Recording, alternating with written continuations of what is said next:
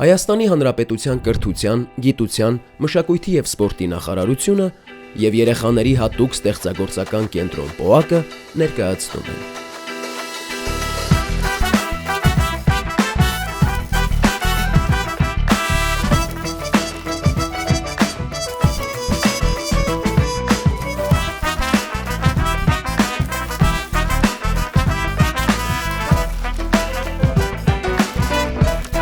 Քո արվեստը դպրոցում։ Մեր այսօրվա հանդիպումը տեղի ունեցավ Շիրակի մարզի Աշոցք գյուղում։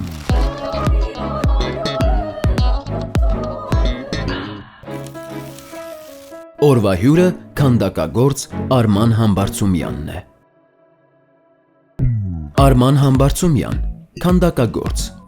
ծնվել է 1988 թվականին Երևանում։ 2000-ից 2005 թվականներին սովորել է Հենրիկ Իգիթյանի անվան ազգային գեղագիտության կենտրոնում։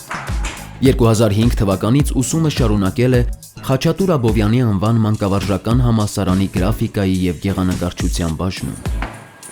2011 թվականին ավարտել է նույն համալսարանի նույն բաժինը, ստանալով մագիստրոսի աստիճան։ Հայաստանի նկարիչների միության անդամ է։ Խմբակային ցուցահանդեսներ, արտէքսպոներ և սիմպոզիումներ է ունեցել աշխարհի տարբեր երկրներում՝ Մալթայում, Սերբիայում, Ֆրանսիայում, Հոլանդիայում, Գերմանիայում, Ռուսաստանում, Իտալիայում, Չինաստանում, ԱՄՆ-ում և այլուր։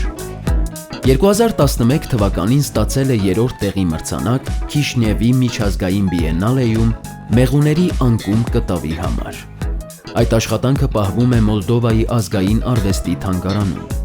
2016 թվականին Արման Համբարձումյանը նկարիչների միության կողմից կազմակերպված մրցույթում ստացել է Արա Աբրահամյանի մրցանակ որպես լավագույն քանդակագործ։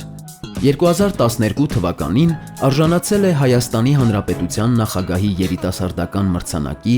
«Լեգենդներ քանդակների» շարքի համար։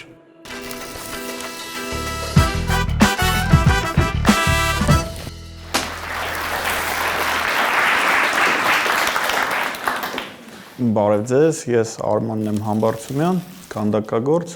այսօր մի քիչ կխոսենք քանդակագործության մասին, ինքը այդպիսին քանդակագործություն է այս երևույթը, առհասարակ մենք մանուկ տարիքից առնչվում ենք բոլորս քանդակների հետ, սկսած խաղալիքների տեսքով կամ տոնածառի խաղալիք, ու հետո ինքը տես տարիների ընթացքում փոխվում է, մենք տեսնում ենք, որ ավելի հուշարձանի տեսքով կամ մոնումենտալ քանդակներ, որոնք շրջապատում են մեզ մեր տարածքում,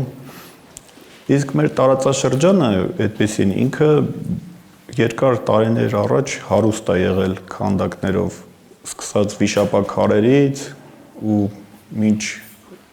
տրանսֆորմացիա գնում դեպի խաչքարագործություն ու քանդակագործությունը ինքը այդպիսին կիզակետ է մտքի ու վարպետության բախման։ Հարուստ մտքեր, երբ որ դու ունենում ես, քանդակագործ երբ ունենում է, ինքը արդեն վարպետության շնորհիվ հավերժացնում է եռաչափ մոդելավորմամբ։ Տարբեր նյութերով քանդակները կարելի է ստեղծագործել ու իրանք սովորաբար պատմությունը ցույց է տալիս, որ երկար կյանք ունի։ Դարերի խորքից եկած պատմությունը մենք կարդում ենք հենց քանդակների շնորհիվ։ Օրինակ հին արձանագրությունը հարթաքանդակի տեսքով տարածաշրջանում ամենամոտ երկիրը, ասենք Պարսկաստանը, Բեխեստունյան պատի արձանագրության վրա մենք կարդում ենք, որ Հայաստան անունով երկիր գոյություն է եղել երկար տարիներ առաջ։ Ու իմ ճանապարհորդությունների արդյունքում եւս ես այտենց հանդիպել եմ, օրինակ Հռոմում մի անգամ պատահաբար հանդիպեցի Մարկոս Ավրելիոսի հաղթանակի սյանը, որտեղ արձանագրված էր, որ ես Մարկոս Ավրելիոսը Հռոմի կայսեր նվաճել եմ ու հանդիսանում եմ արքա Հայաստանի, Պարթևստանի եւ գերմանացիների կայսերն եմ։ Քանդակագործությունը իր էվոլյուցիան ապրելով հասել է մեր ժամանակաշրջան ու իր առանձնահատուկ մոտեցմամբ է հիմա հանդիսանում։ Ինքը չի սիրում շատախոսություն քանդակագործությունը։ Ինքը սիրում է լակոնիկ, կարճ մոտեցմամբ կուտակել ինչքան հնարավոր է մեծ ինֆորմացիայի մեջ։ Ինչպես ասում է աշխարհահռչակ Միքելանջելոն եւ ամենալավագույն քանդակը նա է, երբ որ դու Սարի գագաթից իրեն կնետես ու ստորոտում ինչ հասավ դա է։ Ու այդ քանդակագործությունը սիրում է, որ ինքը հակիրճ, լակոնիկ լինի։ Շատ բաներ չի սիրում։ Ինքը նաև քաղաքական հարցեր է լուծում տարբեր ժամանակահատվածներում։ Ինքը հանդիսանում է քաղաքակրթության ինչ-որ մի հատվածի գովազդ, ու երբ որ ինչ-որ բան փոխվում է տարածաշրջանում, ինքը դառնում է համար առաջի թշնամի տարածաշրջանի այդ նվաճված երկրի կողմից։ Օրինակ, մեր խաչքարերն են հենց Արցախում իրանք հանդիսանում։ Օրինակ, Կոլոմբոսի արձանն է, որը հանդիսանում է թշնամի հենց տեղացի հնդկացիների համար կամ ասենք նույն սևամորտների համար, ովքեր ստրուկներ որպես բերվել են Հյուսիսային Ամերիկա աշխատելու, իրանք հենց Կոլոմբոսին տեսնում են որպես թշնամի։ Մենք էլ բախվել ենք այդպիսի մի երևույթի հետ, երբ որ Խորհրդային Միությունը փլուզվեց, ես լավ հիշում եմ, իշքան քանդակներ կար Խորհրդային Միությունից թողնված որպես ժառանգություն, մարդկությունը հանեց, ասենք Լենին Պապիների արձաններն էր, ու այդ ժամանակ նաև շատ լավ քանդակ կար, բանվորի արձան էր կոչվում հենց Արա Հարությունյանի, նույնպես հանվեց, որտեղ ժողովուրդը պատրաստ չէր, ու հիմա նոր բարեբախտաբար հասկացել է ու ուզում է հետ բերի։ Կխոսեմ նաև, որ քանդակագործությունը շատ կարևոր է, երբ որ ունես փորձ դեպի կուտակելու այդ ինֆորմացիայի փորձը, երբ որ դու ունես, կուտակելու հատկությունը հենց քանդակի միջոցով, տարբեր նյութերի, ասենք ամենամնայուն նյութերն են դա քարը, մետաղը, բրոնզը, եւ կամաց-կամաց, երբ որ դու հետ հայաց ես նետում, դու հասկանում ես, որ մնայուն ինչ-որ արժեք ես թողնում, արձանագրում ես այդ քանդակների միջոցով։ Կխոսենք նաև, որ ոգեշնչման աղբյուրներից, որ ինչքան կարևոր է քանդակագործության մեջ ակտիվ գրագետ օգտվել ոգեշնչման աղբյուրներից։ Իսկ համար առաջի ոգեշնչման աղբյուրը դա բնությունն է։ Բնության մեջ ամեն ինչ կանոնակարգված է, ամեն ինչ հստակ է եւ հստակ օգտվելով այդ սնվելով բնության ակունքներից մենք քանդակագործներս թողում ենք մնայուն արժեքներ։ Կխոսեմ այսօր նաև քանդակագործության հիմնական սյուներից մեկը դա երկրաչափական մարմիններն են, որոնք մեզ շրջապատում են, դա շրջան, եռանկյունի եւ քառակուսի, ու քանդակագործության մեջ երբ որ դու այդ ամենը բերում ես շրջանի կամ եռանկյունի, ամեն մի օբյեկտ իր բանը ունի, խորհրդանիշը, ասենք եռանկյունին դա կենտրոնացումն է, շրջանը դա հավերժացումն է, ու քանդակագործության մեջ էլ ակամայից արդեն դու ենթագիտակցորեն սկսում ես օգտվել ու կիրառել։ Հիմա աշխատում եմ նաև մեկ այլ ուղղության վրա, մետաղալարերով 2D քանդակներ եմ կատարում, ու այդ միտքը ծագեց այն ժամանակ, երբ որ ես ճամփորդում էի, գտնվում էի Նյու Յորքում, ու ամեն անգամ միտեղ ճամփորդելուց ես ուզում էի ինչ-որ մի նոր ոգեշնչման աղբյուրի օբյեկտ գտնել ու հետս Հայաստան բերեի։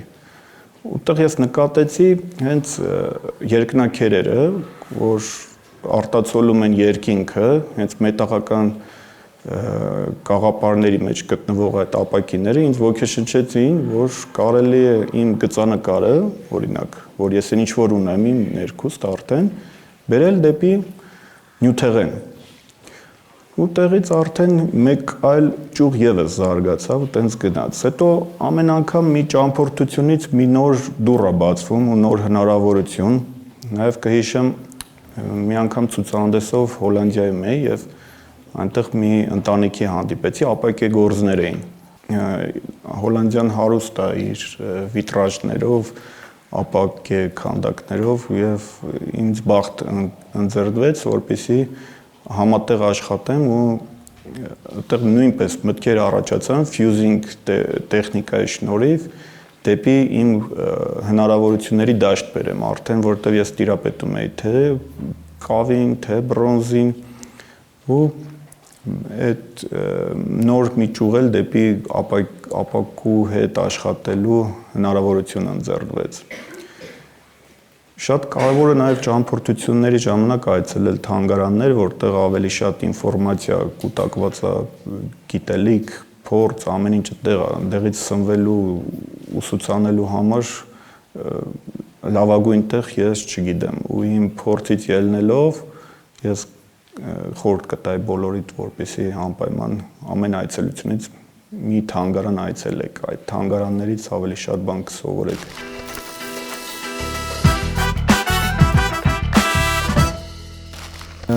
Ես աշխատում եմ շատ յուրահատուկ տեխնիկա, որտեղ քանդակագործության մեջ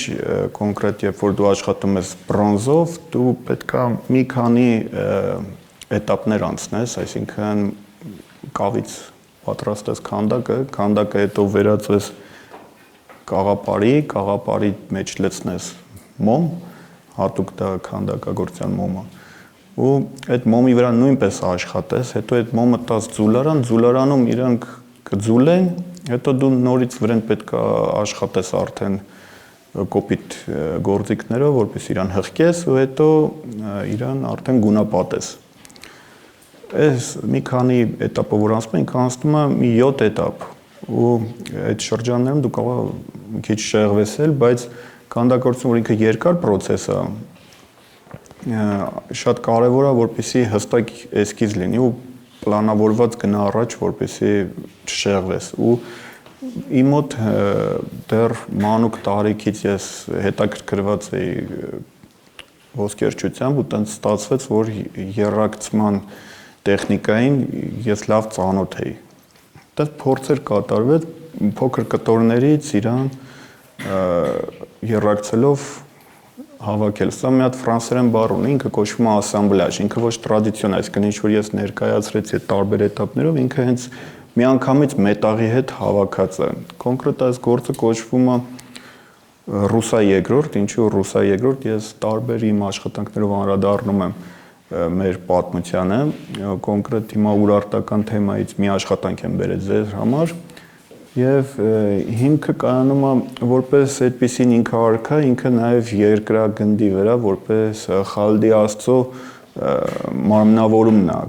հենց թագավորը, ու ես այս մի աշխատանքով փորձել եմ իրան տրանսֆորմացիա ենթարկել, որպեսզի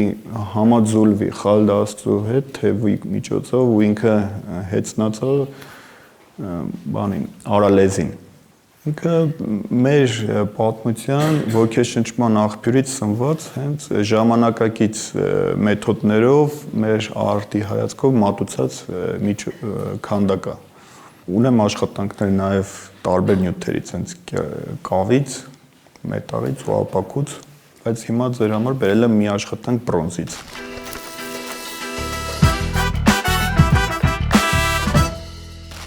Մեկ էլ ես ձեր համար ուզում եմ մի հատ փոքր պերֆորմանս կատարեմ, որ պատկերացնեք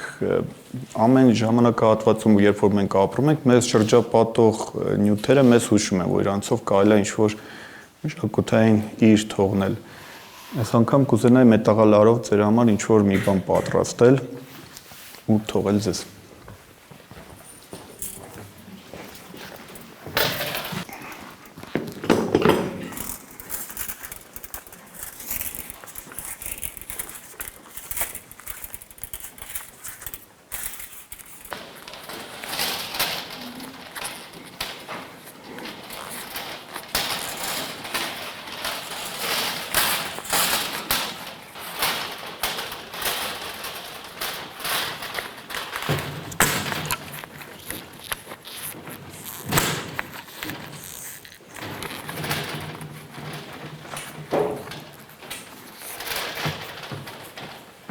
Ինքը նույն գծանկարչությունն է, ուղղակի արդեն դեպի ավելի նյութեղեն դարձնելն է այստեղ։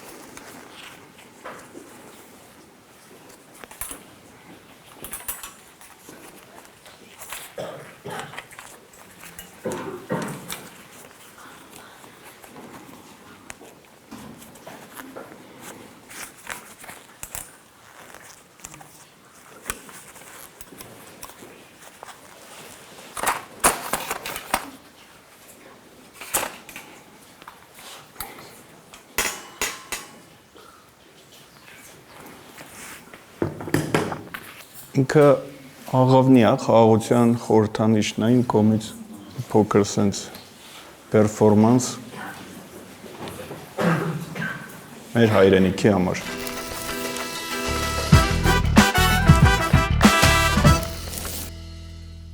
Ինձ հետաքրքրեց, թե որ տարիքում ձեր մեջ նկատեցիք սերը դեպի քանդակագործություն։ Դեռ շատ փոքր մանուկ տարիքից ես զգացի, որ պլաստիլինով քանդակներ եմ անում, խաղում եմ ու հասկացա, որ այս կախարդական մասնագիտությունը իմ ապագան է։ Ես ուզում եմ սրանով զբաղվեմ ու իմ կարծիքով ոչինչ չի փոխվել, մինչև որս էլ ես խաղում եմ, ուղղակի նյութերն է փոխվել, ավելի հմտացել, վարպետացել եմ տարբեր նյութերի օգտագործելու միջոցներով։ Ինչ է փոխել քանդակագործությունը ձեր կյանքում։ Ինքը առհասարակ քանդակագործություն երևույթ է, իմ համար ես որ իրեն գործ չեմ համարում, ինքը իմ կենսակերպի անբաժան մասն է։ Ես զարթնում եմ, ասենք ոնց որ հաց պետք է ուտես, նույնն էլ իրանով պետք է զբաղվես։ Իմ առօրյայի անբաժան մասն է։ Ինձ հետաքրքրեց, թե քանդակալու ընթացքում կան աշխատանքային փուլեր, որոնք ձեզ ամենաշատն են հետաքրքրում ու անելիս հաճույք եք ստար։ Բոլոր փուլերն է կարևորը, ամենայն կարևոր փուլը դա հենց մտքի ծագումն է, նախ առաջ ստեղծագործում, որ այն ինչ որ քեզ դրդում է դեպի արդեն նյութին հասնելը։ Ամենակարևորը ես կարող ասեմ հենց միտքը, երբ որ ծագում է, դա քեզ ոգեշնչում է արդեն։ Ու երբ որ արդեն այդ process-ը գնում է, ամեն process-ն է կարևոր է, սկիզբը, ընթացքը, ավարտը, ցուցադրելը, ու այդ ամենն էլ քեզ բոլորը հաճույք է պարգևում։ Ինձ հետաքրքիր է ինչ խորհուրդ կտաք սկսնակ քանդակագործներին։ Խորհուրդ կտամ, որ չվախենան, եթե ուզում են զբաղվել, շատ աշխատեն իրենց վրա, չաշխատեն գումարի համար ամենասկզբից, եթե ուզում են ինչ-որ արդյունքի հասնեն, աշխատեն առաջին իրանք իրենց համար։ Երբ որ դու ինչ-որ մի բան անում ես քո համար, դու միշտ լավ ես անում։ Ինչ էլ որ անում ես, միշտ կողքից քեզ նայես, արդյոք այդ ինչ-որ դու անում ես պիտանի կլինի, կմնա, թե ապարդյուն ժամանակ չվատնես, այդ խորհուրդ կտամ։ Մեկը շատ նայեն միջազգային քանդակագործներին, իրանցից ավելի արած գործից ավելի շատ բան կսովորեն։ Բացի քանդակագործությունից ուրիշ մասնագիտության մասին մտածել եք։ Ճիշտն ասած ոչ, որովհետև հենց արվեստի ոլորտում երբ որ դու արդեն մտնում ես, շատ նման է հոգևորականի կյանքին ու տենց էլ շարունակվելու է։ Դուք երբևէ ձեր քանդակները տարել եք ցուցահանդեսների։ Քանդակագործությունը ինքը տենց միջազգային լեզու ունեցող երևույթ է, ինքը չի ճանաչում դու որ երկրում կլինես։ Հիմա Չինաստանում մենակ օֆիցիալ 32 միլիոն նկարիչներ միության անդամ ունեն, բայց կապ չունի, եթե քո արած աշխատանք հոգեհարազատ է ու իր պատմությունը իրենց հոգեհարազատ է, ընկալելի է ու ընդունելի է տարբեր ժողովուրդների կողմից։ Ես ունեցել եմ ցուցահանդեսներ թե Ամերիկայում, թե Ռուսաստան, Գերմանիա, Հոլանդիա, Չինաստան, որտեղ ասես եղել եմ։ Կարող է երկրներ կան, որ ես չեմ գնացել, բայց իմ գործերը եղել են։ Ինձ հետաքրքրեց, թե որ քանդակն է, որ ձեր մեջ ամենալավն է տպավորվել։ Բոլոր քանդակներն էլ ինչ որ ես կերտվում տպավորիչ են ու ժամանակատար են, այսինքն այդ ամենը որ ստեղծելու համար մեծ ահռելի ջանք ու ժամանակ է պետք։ Ու տենց գործ չկա, որ չոգեշնչի ու չտպավորի, որ դու այդ քո ամենաթանկ ռեսուրսը ժամանակը վատնես իր վրա։ Ես բոլորն էլ սիրում եմ, բոլորն էլ հոգեհարազատ են։ Ինձ հետաքրքրեց, թե ձեր ծնողները երբևէ դեմ եղել են ձեր որոշմանը։ Չէ, իմ ծնողները աջակցել են, անգամ միշտ դա շատ կարևոր է, երբ որ դու ծնվում ես մի միջավայրում, երբ որ քեզ աջակցում են։ Ու ես հպարտ եմ, որ արդարացրել եմ իրանց կամքը։ Ինձ հետաքրքրում է, թե դուք համաշխարհային քանդակագործներից հատկապես ում քանդակները կառանձնացնեք։ Համաշխարհային քանդակագործության ասպարեզում բոլորն էլ իրենց ուրույն տեղն են գրավում ու բոլորն էլ ոնց որ ասես մի դաշտից մի ծաղիկ ընտրեք, որ ամենալավն է։ Բոլոր ծաղիկներն էլ իրենց գեղեցկությամբ առանձնանում են։ Նույնն էլ համաշխարհային քանդակագործության մեջ ու Ամեն մեկը մի աստիճան է հանդիսանում մյուսի համար, որպեսզի բարձրանա ու իր աստիճանը կերտի։ Բոլորն էլ շատ կարևոր են, բոլորն էլ իրենց ուրույն տեղը ունեն։ Չեմ կարող ինչ-որ մեկին առանձնացնել։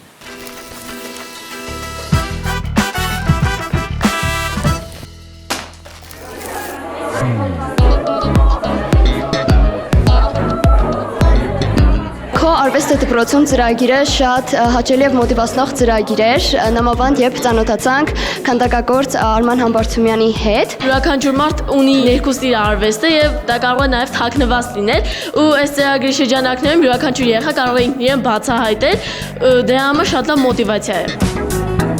Ինչ շատ եկավ այն հատվածը, երբ Արման Համբարձումյանը պատրաստեց խաղաղության խորհրդանիշ աղավնին ու կարծում եմ, որ դահլիճում կային այնպիսի երեխաներ, ովքեր դեռ չէին կողմնորոշվել իրենց մասնագիտության մեջ ու հենց այդ ուղղությամբ էլ կգնան։ Ինչ շատ ուր է գալիս, երբ մարդիկ կկիսվում են մասնագիտություններից, իր ձեռք բերած հմտություններից։ Ես մտածում եմ շատ հեշտ է քանդակագործությունը, բայց երբ խոսեցինք Արման Համբարձումյանի հետ, ես հասկացա, որ այդքան էլ հեշտ չէ քանդակագործների աշխատանքը ու ինձ համար սա նոր ձեռքբերում էր։ Իր կերպարը շատ լավն էր, ինձ դուր եկավ։ Նա կիսվեց մեզ հետ իր տպավորություններից, փորձից։ Շատ շնորհակալ ենք այս ծրագրի բոլոր անդամներին, որ մեզ պարգևեցին այս պահերը։ Միայն ու միայն ինձ մոտ լավ եւ մոտիվացնող տպավորություններ էին։ Շատ շնորհակալ եմ։ Ավելի լավ կլիներ, որ էլի եղներ ու էլի մեծ սիրով մասնակցենք ու մասնակցենք։